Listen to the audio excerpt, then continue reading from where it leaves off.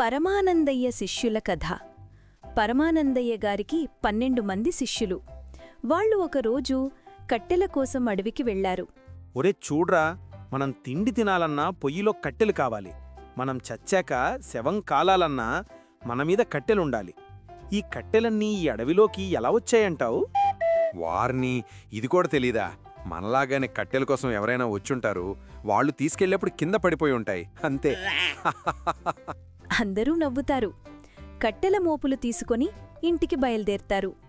ఆ ప్రయాణంలో వాళ్ళు ఒక వాగును దాటవలసి వచ్చింది. అమ్మో, ఏంటిప్పుడు ఈ వాగును దాటాలా? మునిగిపోతామేమో. నిజమేరా, భయంగా ఉంది. నాకు నీళ్లంటే చాలా భయం. ఏంట్రా పిరికి వెదవల్లారా, ఇలా భయపడుతున్నారు? ఒక పని చేద్దాం. మనం ఒకరి చెయ్యి ఒకరం పట్టుకొని వాగు దాటుదాం. అప్పుడు ఎవరికి ఏమీ అవ్వకుండా వాగు దాటేయచ్చు. అలా ఒకరినొకరు చేతులు పట్టుకొని వాగును దాటారు. శిష్యుల్లో ఒకరికి ఒక అనుమానం వచ్చింది. ఒరేయ్ ఆగండ్రా, వాగైతే దాటేశాము. అందరము ఉన్నామా లేక ఎవరైనా కొట్టుకుపోయారా? చూద్దాం. అందరూ వరుసలో నిలబడండి, నేను లెక్క పెడతాను. అందరూ వరుసలో నిలబడ్డారు. 1, 2, 3 అంటూ లెక్క పెట్టడం మొదలుపెట్టాడు. సంఖ్య 11 దగ్గర ఆగింది. ఒరేయ్ 11 మందిమే ఉన్నాం. ఒకడు వాగులో మునిగిపోయాడు. ఎలా మునిగిపోతాడ్రా? అందరం కలిసేగా వాగు దాటాము. నీకు లెక్క పెట్టడం సరిగ్గా రాదు. నువ్విలారా, నేను లెక్క పెడతాను. అలా మళ్ళీ లెక్క పెడతాడు. ఈసారి కూడా సంఖ్య 11 దగ్గరే ఆగింది. శిష్యులందరూ ఒకరి తర్వాత ఒకరు లెక్కపెట్టారు.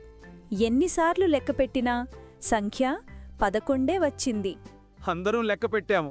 ప్రతిసారి సంఖ్య 11 వస్తుంది. అంటే మనలో ఒకరు వాగులో మునిగిపోయాడు. అలా అంటూ అందరూ భోరుభోరున ఏడుస్తూ గురువుగారి దగ్గరకు వెళ్లారు. జరిగిన విషయం గురువుకి చెబుతారు. గురువుగారు, మమ్మల్ని క్షమించండి. ఏమైందిరా? ఎందుకలా ఏడుస్తున్నారు? ఏం వెలగబెట్టారు? కట్టెల కోసం మేము 12 మంది కదండి అడవికి వెళ్ళింది. దారిలో వాగు దాటుతుంటే అందులో ఒకడు కొట్టుకుపోయాడు. అది ఎలా జరిగిందో తెలియట్లేదు గురువుగారు అని చెప్పి మళ్ళీ భోరున విలపించారు. గురువుగారు అందర్నీ తేరిపార చూశారు. రే, ముందు ఆ ఏడు పాపండి.